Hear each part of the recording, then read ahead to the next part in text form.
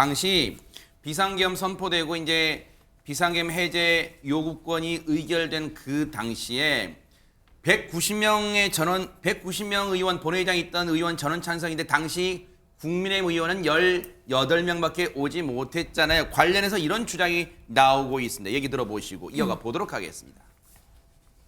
저희들은 부랴부랴 국회에 경내로 들어오려고 했을 때 이미 민주당 지지자들로 국회가 모두 포위되었습니다. 일부 의원들은 국회 본 경내로 들어가려다가 민주당 지지자들로부터 심한 말을 듣고 민주당 의원님들 들으세요. 자, 했잖아요.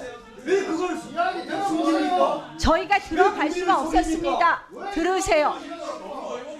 아니 지금 국민 때문에 못 들어온 걸로 말씀을 자, 하시잖아요. 정진욱 의원님. 저희가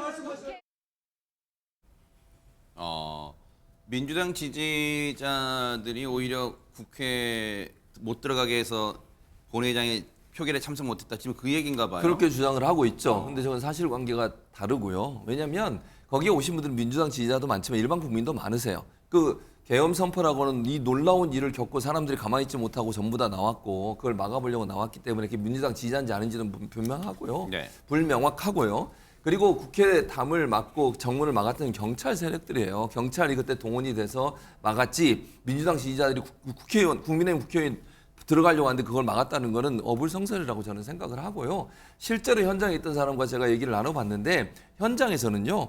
국민의힘 의원들 중에 국회 오셔가지고 못 들어가고 국회에 막혀 있을 때 그분들 담 넘는 거 도와주신 분도 계세요. 네. 실제로. 왜냐하면 한 명이라도 더 들어가서 빨리 결의안을 채택을 해야 되잖아요. 네. 계엄 해제 결의안을 채택해야 되기 때문에 저렇게 담을 넘어가 국회의장도 담 넘어갔어요. 네. 그러니까 국민의힘 의원들뿐만 아니라 민주당 의원들도 갈 수가 없어가지고 막혀가지고 다 담 넘어갔는데 그럼 그게 민주당 지지자들이 만약 막았다면 왜 민주당 의원들은 그렇게 갔을까요? 그러면 논리적으로 맞지 않는데 어쨌든 지금 나경원 의원 그렇게 주장을 하고 계시는데 그 주장도 저는 개인적으로 사실이 아니라고 생각합니다.